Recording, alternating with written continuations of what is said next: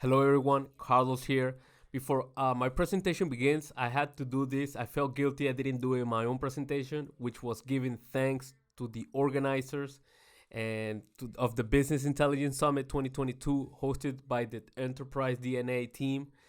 Really, I will suggest you to sign up for the platform of Enterprise DNA Education. It's really one of the huge investments that you will do for your professional career to learn about all the stuff that they're putting out there. Is content, resources, tools, community.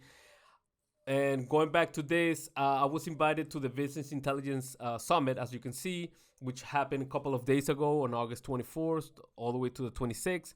And I got the opportunity to be talking to one of the famous people like us. Also came from Australia. Wow, Chandy from Goodly, Christian Angal as well. Data Matador and BI Gorilla right there, along with Melissa. Wow, I was mind blown. And yeah, and also the opportunity to have even presented after Gustav, which does phenomenal job with dashboards, and he designs pretty amazing stuff. So I also want to thank out the Shayla and Rochelle, who you can see on screen there. Also, big thank because I know they're like in the back. Nobody really knows who is putting all this together, but there are the two ladies, ma'ams, that really help out to make all this possible. So really thank you for all the communication and for the opportunity. Next, I also want to give thanks to Sam McKay because he was the one, behind DNA, and really thank you for the opportunity to have presented it on this event. And for the last guy that you can see on screen, that's Brian Julius. Thank you, mate. Thank you for the opportunity. I forgot to do this on my presentation, but now I'm taking the opportunity before my presentation begins to really thank you for having given me the opportunity to present. Thank you and enjoy the my presentation. Bye bye. Hello everyone, Carlos here. This is gonna be my presentation, the meme report, which is about teaching data visualization through humor. The five key learnings that I want you to get from my presentation is the importance, really the importance of reading about data graphics, about the theory, about all the rules, and maybe the good practices, the recommended stuff to do. Because with that, you can have a critical eye for my second point, which is about comparing, contrasting the good and the bad in charts. I'm gonna use memes. So in order to kind of, in a way, help me out to make my point across. Then on the third point, I want to show you kind of, a couple of the benefits of using Zebra BI visuals in Power BI. And then I want to also show you that for some of the visuals that you will see in the memes, that it was needed kind of to know more DAX, to make those hacking or in order to get those visuals in this report of memes. And then the fifth point is about just one area of organizing your work properly, and that is putting your DAX measures into folders. Okay, so who am I? I'm just Carlos Barbosa. I'm like I said, I'm putting it there so you can also read it at the same time. I'm just a consultant working with Excel spreadsheets and Power BI recently in the last 5 years. I'm an economist by training. I was graduated in the U.S. University of Hartford. Um, I just consider myself an Excel or a spreadsheet craftsman or a guerrilla data analyst, in order to us do Soleil's book, Guerrilla Data Analysis. That book is also written with Bill Jelen, Mr. Excel. Because, you're in the trenches, we always are there fixing and finding the solution for people. So primarily it's been within spreadsheets and also recently in the last 5 years with Power BI reports. And I kind of help them a lot to all my clients and all my colleagues because at the end of the day it's about decision making. It's all about that. It's just making smart decisions, and then monitoring them to see if they were the right decisions. If not, to correct them. That's it for me. Let's just start. So the first point is about the importance of reading about data visualization theory. Okay, I'm just gonna start just saying, look, this is all the books that I own personally. I have read them.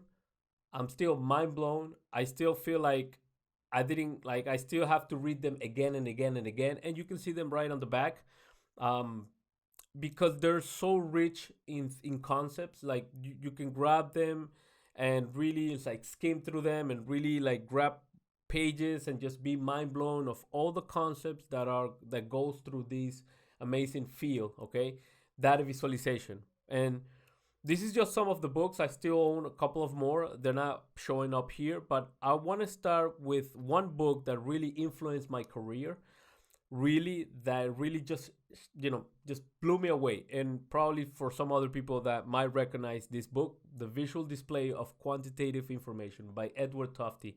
You can see on the side that I did this Lego thing. I was into making charts with Lego at some point, and I was just using actually replicating a Zebra VI visual. There you can see. But that book alone, my goodness, let's just go to the next page. As you can see, the principle of graphical excellence.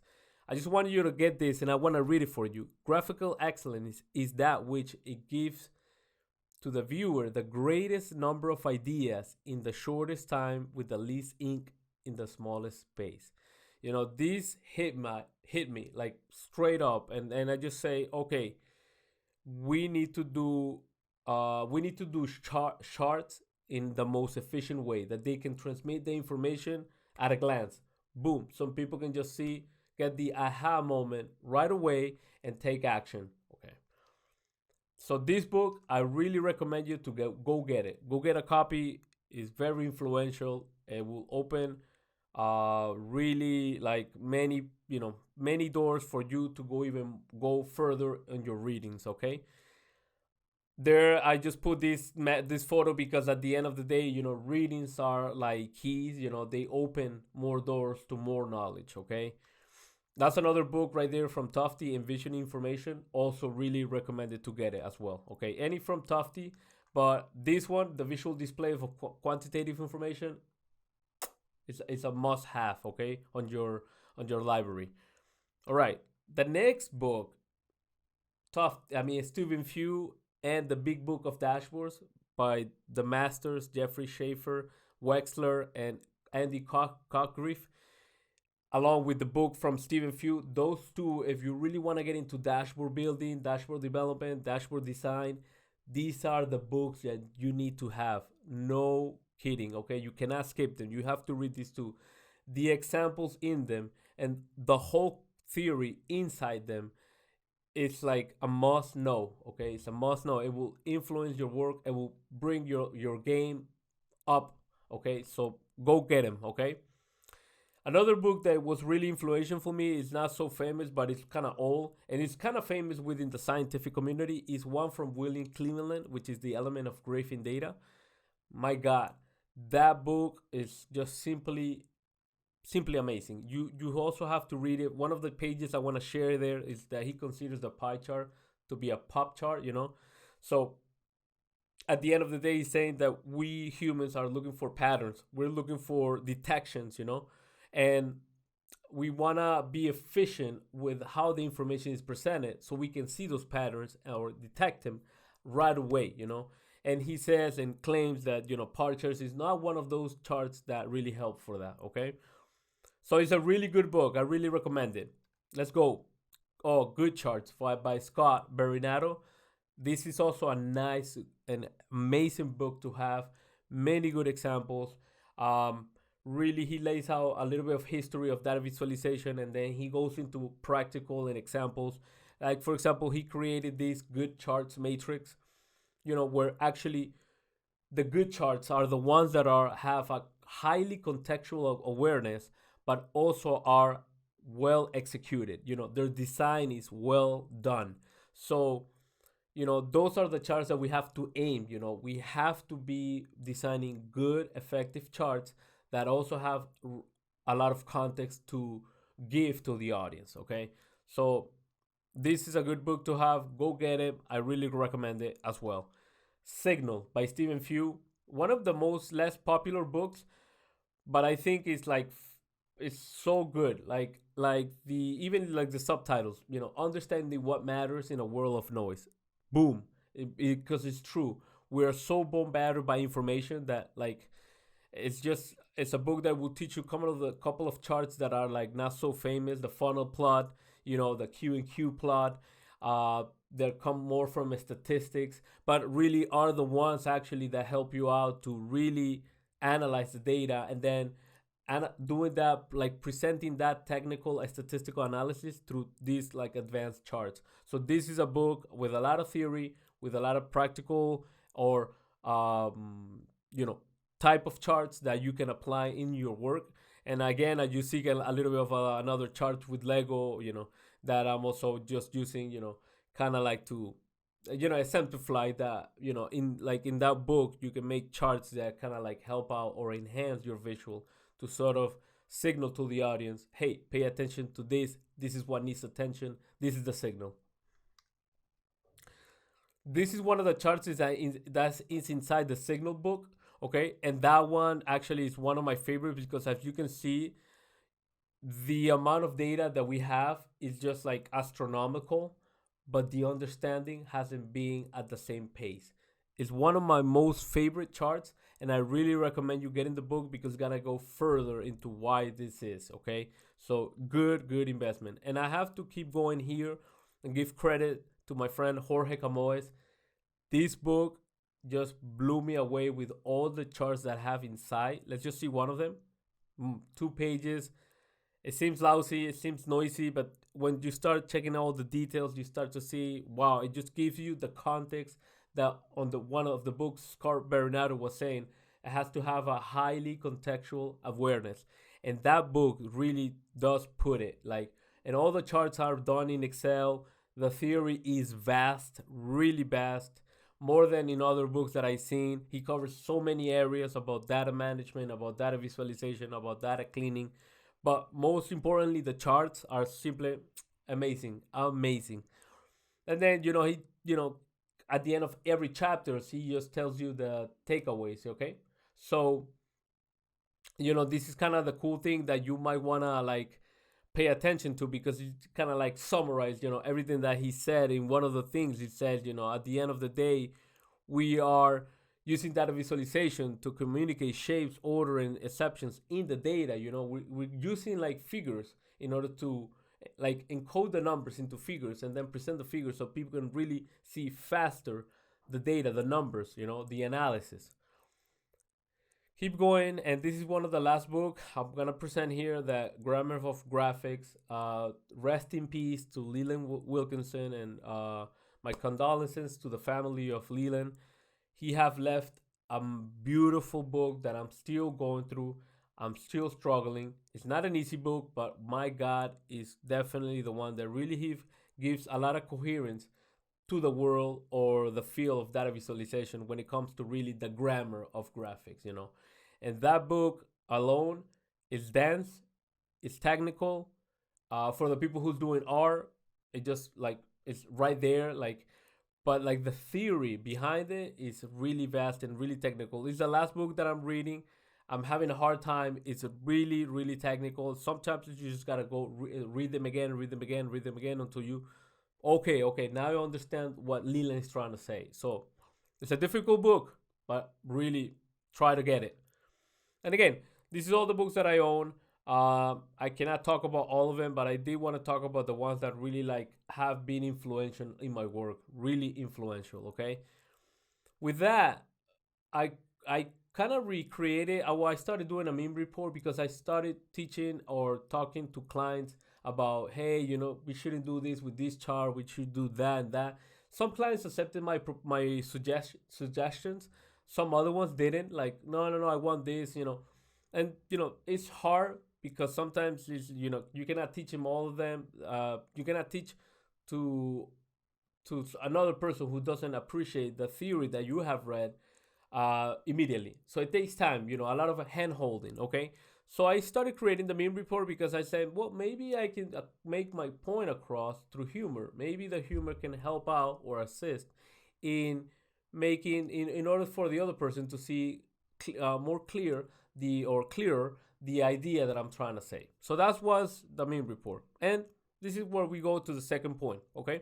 With all that theory that I read, that you can read and that you should read, you will develop a critical eye that will allow you to compare and contrast the good and the bad, the positive and the negative of visuals, of charts, of graphics. That if when you grab a journal, a news journal, and then you say, hey, look, let's see if this chart is well done. You will have that sort of scanner, to say, oh, this has been done well. This presents the information uh, immediately. I get the aha moment. Oh, okay. You get the light bulb in top of your head. Those are the positive, the good visuals. But you need to read the theory in order to understand this, or in order to appreciate. All right. So for this, we are going to use, or now we're gonna jump into the practical stuff. I this is pretty much my PowerPoint presentation, but then let's go now and jump into the practical. Okay, so um, as you can see, the main report is right here. Okay, and I did this again because I wanted to like make my point across to a little bit of satirical humor, man, memes. Is the new stuff that people are sort of having fun with. And the first one is the famous pie chart that everybody hates, but that is can that we can present it in another way, more efficiently. So that's what I'm doing in this meme. I'm putting the classical one, but then below I'm using Zebra BI, visuals, and I'm presenting it in a more efficient way because I'm giving you all these numbers, so you can see all like the slices, they're all like different size. The labels are like apart each other, but it requires more scanning than needed. On the Zebra BI visual, I'm for example putting it like right here, the value at the end of the bar, 43 million, and then I'm putting it here on a more aligned side of things. What's the share of that value compared to the whole, so people can get an idea that just that first bar is 35% of the total. And I'm using Zebra BI. And Zebra BI kind of gives you that highlighting effect when you hover over the bars, okay? I'm also using the focal point apply. So I'm just telling this bar to sort of like, I want you to put the focus here. On the pie chart, of course, I'm doing this intentional to make my point across, but we see this a lot. We see this on the field, on the real stuff, on the real life that I see as a consultant. I see this a lot. And I'm like, really? And the companies, I cannot say names, but they're like high up, they're like top of Fortune 500 companies that I have seen their work and I have seen their reports, and it's just amazed that they don't present your data or the data efficiently. So with Zebra BI, we can really have, or with these with these bars, we can have a better way or a more easier way or a more accessible way for the audience to comprehend the information. Look at the words that I said: faster, easier, accessible. Okay. All right. So this is one mean, kind of like just to compare and contrast. Again, humans are not good at comparing angles and or areas, and you cannot see what's the total amount of this. Here, I'm putting it because Zebra BI allows me that for this visual. Okay. So for the next one, the next meme, for example, now we got Tufty here. The spaghetti chart, really common too on the field, and Power BI kind of like gives you the opportunity to grab and boom, pull a lot of lines. But for one thing that I'm really uncomfortable when I see this is the tooltip. The tooltip cannot really represent all the information of all the lines. It will cut it, at 3 or 4 small multiples. It might be a solution. I'm not saying, or I'm not trying to impose that it is the solution. No. It might be one option. For example, we're presenting the same information with the small multiples. But for example, here it tells me, wow, brand 21 is very superior to the rest compared to brand 23, which is really like their sales are really like low. I mean, compare of their magnitudes. With the chart above, with this one that I'm like hovering over, it's really difficult to see, which line I should pay attention to. They're all like screaming at me. With the small multiples, I can see so much like stuff at the same time. I can see the different magnitudes. I can see a lot of order, from brand 21 being the first one, brand 31st the second one, you know like the second point that I put here, uninterrupted visual reasoning. You're comparing at a glance. You can see the whole thing at a fast thing and say, hey, brand '05, you know, is the fifth brand, and then the other ones are really like flat. Their sales have, there's no trend going on compared to the other ones. You can say brand 21st, 31st is like going up sales, and brand 21 had like a spike and then went down, and then it has like stabilized. So you see all these informations in a very fast way. Let's continue, okay? Um, then this is another one that I wanted to use because again the spaghetti chart is really common. Is again that's why I put it as a meme. But then we can have the option of maybe how about if we highlight one line at a time and we help the audience to process one line at a time, and that was my intention here. So you can see we're using DAX, in order to get this effect, okay? And with that, because we're processing one at a time, is easier and more accessible and faster for the audience to say, okay, brand 30, should we what's happening with brand 30 that sales are not picking up, how about brand 23, also flat, what's happening there, as a manager you might jump and say, hey, look what happened with brand 31st up to this point of right here of week 20. Sales were going up, and then we did some sort of a strategy or marketing that was really effective, and then it will start to go decreasing again and start to pick up again. What's happening there? You might ask your operational team. So this is another option here. Now let's go to this one right here. I love this one because also the stack bar charts is really famous, really common on the field. I also think that they're very like clutter. I'm not a fan of them, but they're really seen all the time there. But the Zebra BI teams in Slovenia, they did a fantastical job to add a nice button. Nice button. We can see the stack bar chart that some financials or financial managers will request, okay? But then you have the option to sort of switch this and switch it. Well, maybe I cannot see the button right here. Is there's I cannot see the button here, but my apologies. It's just to sort of break the visual. Maybe I can jump into the Power BI, the desktop version. I apologize for this hiccup, but it can happen at times. Let's see if we can have it. We can see it here, but for some reason we cannot see it there. But this is what I'm trying to say. This because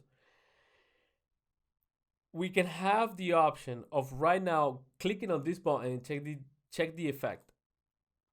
Perfect, more accessible in my opinion, that you can now see the different magnitudes of the numbers, and then Zebra BI visuals go and says, hey, if you click on the brand, you can just focus on this one right here, and you can see, wow, the numbers went up and then went down, and then you can go to the next one. So the functionality of Zebra BI visuals is simply elegant and really useful. Okay, amazing, kudos to the team in Slovenia.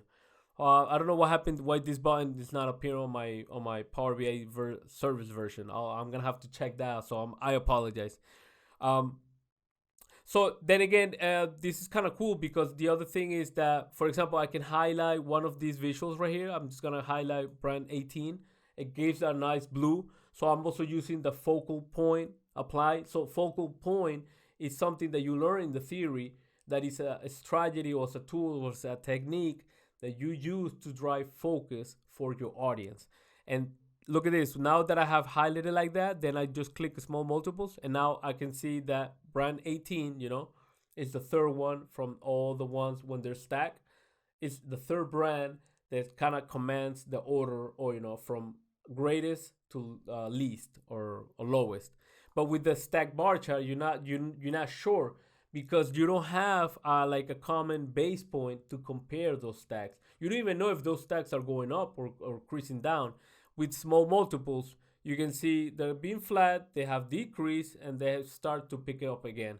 And if maybe we could clip here, yep, we can also confirm that.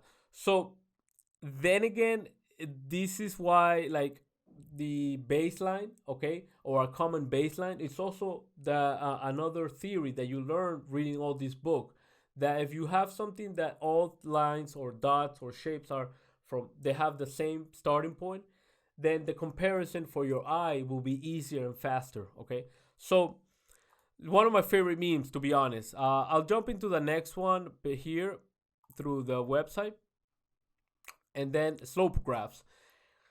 I'm using the Pope here. I hope he forgives me. But again, I also see this. Like I see two pies being compared, and really what they're trying to say. Hey, last year we had this share of sales. Now we have this, uh, part of the market.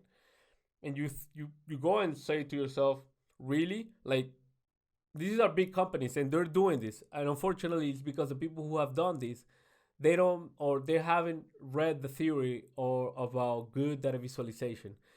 With what I'm doing here, I'm using a famous, underrated in my opinion, the slope chart, in order to sort of help out and bring the comparison, but just using lines through the slope charts.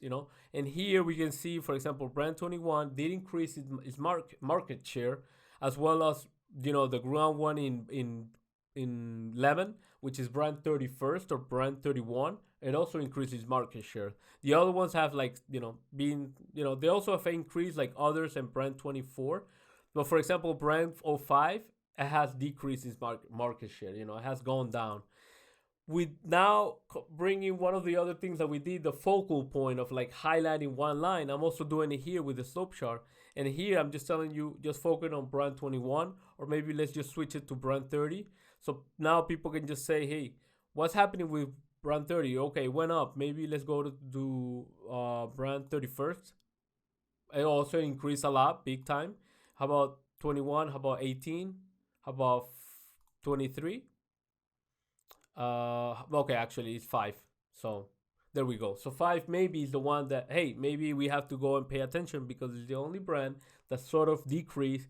Something's going on, we need to take action, correction, and then see, a chart can lead to that. Instead of the pie chart above that, if you go and search out brand 5, you have to do a lot of scanning in order even to get the number, that in order to like see it, it will require more scanning, which is cognitive load, which is more effort mentally for your audience to and see the comparison and see, hey, brand 5 in those pie charts is not doing well, what's happening. Rather, with the slope chart, he did it immediately, in an instant. And time is money, as some say. Time is of the essence. So sometimes you need to see, like, managers need to see this information as fast as possible in order to take action pronto. Okay, fast. All right, let's continue with the next one. The next one is also one of my favorite ones too, because like I also see this one, the cluster column charts. Again, like I see them so often, and like people, what they're trying to do is like compare this year versus prior year, or like this year against the budget. And like, yeah, for some points you can really see, like, okay, I can see at some points we're under or above. But like, for example, here with the Zebra VI visual, again, immediately you can see the orange just goes straight up to your face and just says, at these weeks we were doing bad. At this week we went under than prior year. Why? But at least it was faster. You don't require scanning, comparing the two heights of the bars on the cluster column. Here was faster. Here I'm telling you the cluster columns, but I'm also telling you where the variation is negative or positive. When it's negative, hey, the alarm is going on, and say, hey, look at me here. We didn't do well here. Please find out what happened. That's what the visual should like guide to, making smart decision that leads to more research, decision that makes corrections. So, again, I went too fast. I just want to go back and say that, for example, with the Zebra VA visuals, you can also maybe highlight this point. It can give you that ease of use, functionality. You might not see anything, but if I cross it to an area chart, maybe, or a line chart, I can say, hey, between these 2 points, between week 11 and 15, what happened was that, the team went through this. You come up with the story, the visual is there to assist you, so the people can like, or help you to back it up visually, so people can really understand you faster, or your audience can really comprehend what went on immediately. All right, so for the next one, it's one of the newest ones that I have done, and it's kind of cool. I didn't inspired by the work of my friend Robert Mondegill because he is like a pro in Tableau and Excel. My God, his stuff is amazing, and he did this sort of user-defined tooltip that you can switch it on Excel. And I was like intrigued. Can it be possible in Excel? Then my friend Owen Price did it in Tableau, and I say, there's gotta be a way that you can do it in Power BI. When there's a will, there's a way. So I did it right here. I'm switching the tooltip to between line chart or bar chart, you know. And then why is this important? Because you know the pie chart is the most hated chart of all, but it can be the starting point for you to begin the discussion, to initiate more research, to initiate. It might be not the best chart, of course not, but maybe it can be so simple if it's well designed, okay, or it's well executed to invite more dialogue, more discussion into the data. I can tell people, hey, look, this slice of the pie is brand 18, is 15% of sales, and where all that sale is coming from, and then you put your tooltip, is from blenders. Okay, and then from combos. Okay, and how about how is the sales of that slice been going through? Have they been going up or down? So you still maintain your focus on this slice, and then you show them, hey, it has been going up and went down, then spike up. Maybe it was some cyber sales that we did, went up and then down and then went up again. Oh, okay. Then how about another one, another brand, 23? Oh, it just represents 22. Then what happened? What did we did on that week that spike up and then went down? You keep the focus, and then scatter plot. Maybe it was this one. Let me just switch it to 18.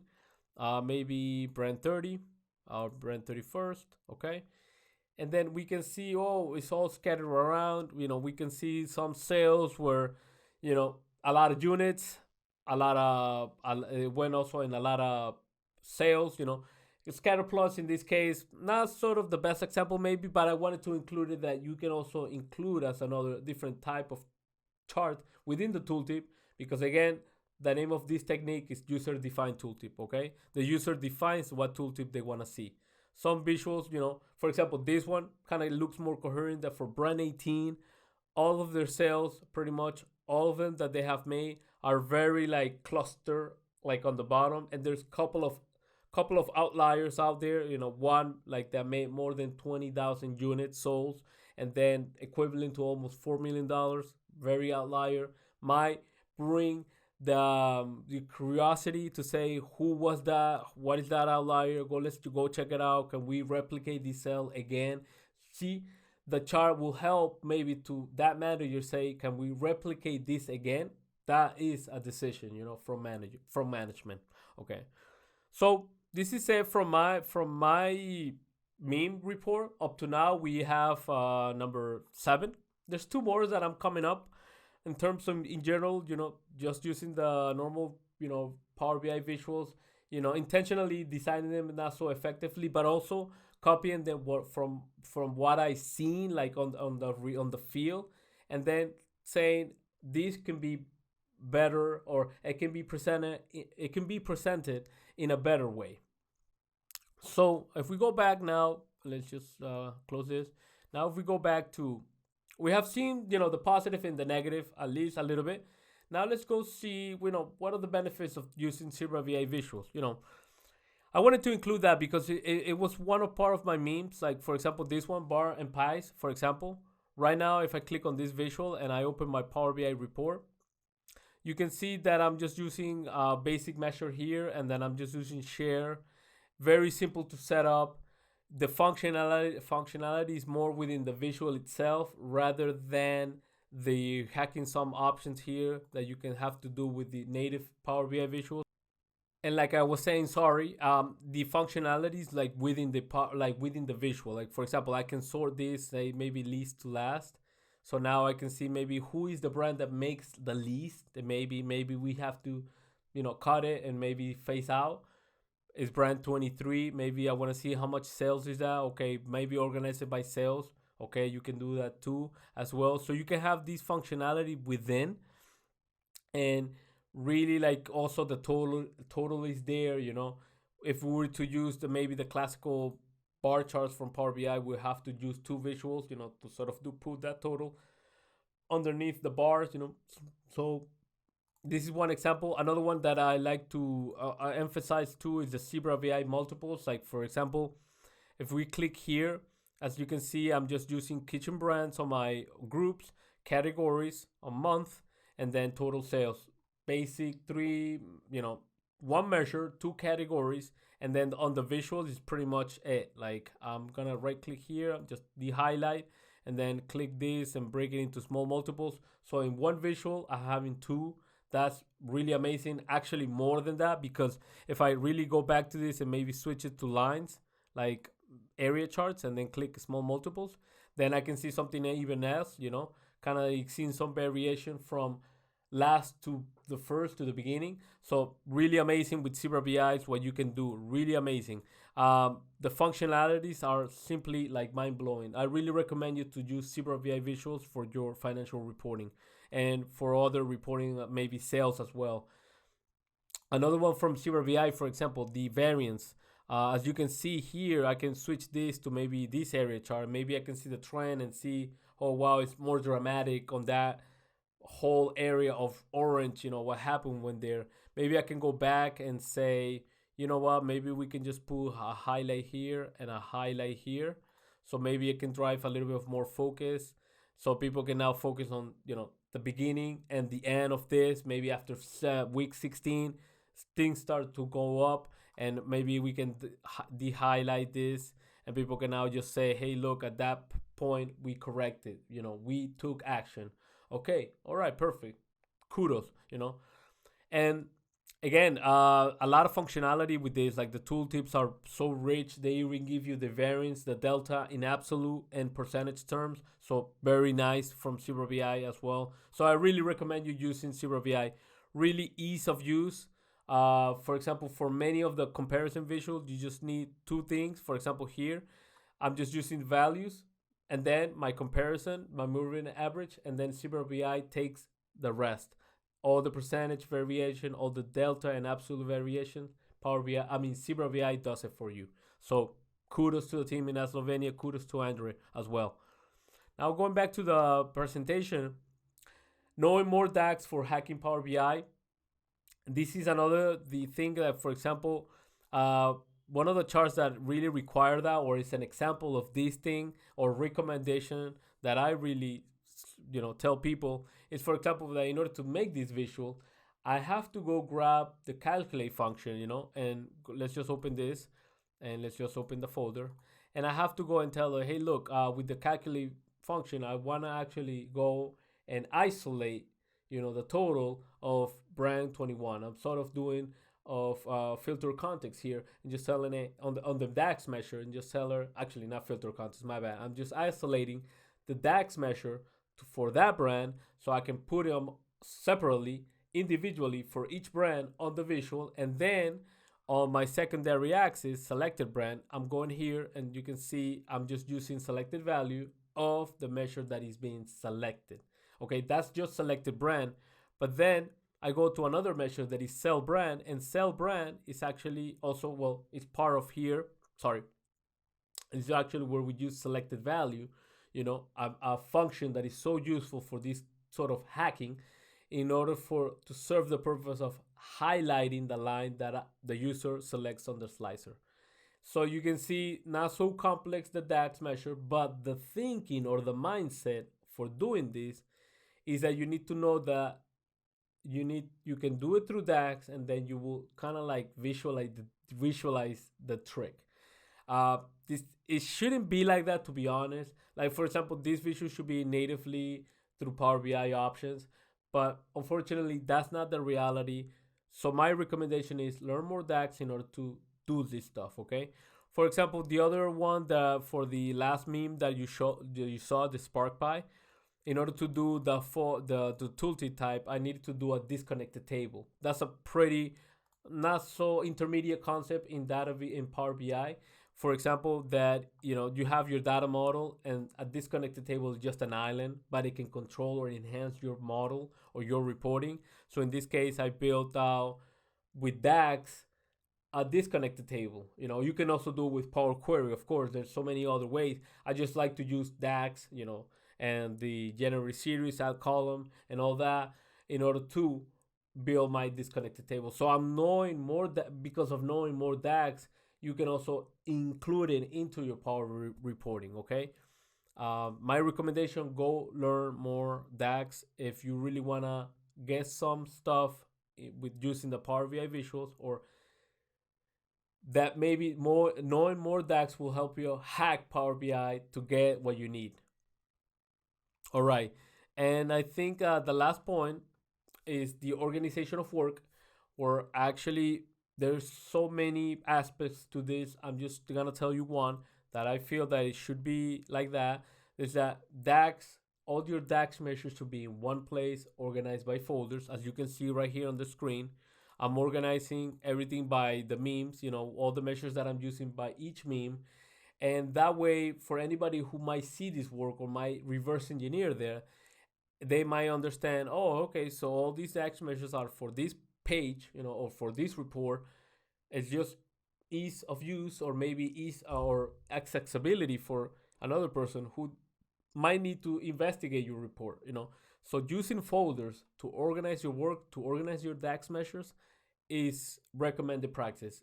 And people will appreciate that. You will be surprised to see how many people will go on back and say, hey, thank you for like handing out your work to me in a very organized way. They will appreciate that. And for example, for also with the folders, says that you can also build more folders underneath. That's another option that maybe I'm not putting it here. I thought I might, but you know really recommended to really organize your work. Also, another thing is, when you put your data model, try to put your dimensional tables on top and then your fact tables on the bottom, so you can also see, what's the direction of the relationship. They're in this way they're always going down. So this is sort of my presentation here. Um, I hope I cover a little bit of many other things besides the data visualization aspect of things, but it is part of this report. It's kind of like it was hard for me not to even mention it because some people have even uh, congratulate me or like even be thankful that I have shared this PBX file that you can also download, of course, on the description below of this video. And that, again, that is really organized to learn some of the tricks that they were applied here. I don't think many of them are so advanced, but you know uh, is the possibilities to hack Power BI is really through DAX. Knowing more DAX will allow you to do that. Thank you very much for paying a little bit of attention to my presentation. Please, if you have any questions, if you have any more comments or critiques to it, suggestions that I should make, please leave them in the comments. I will definitely check them out and reply as soon as possible. Thank you, and this has been my presentation, the meme report. Bye bye.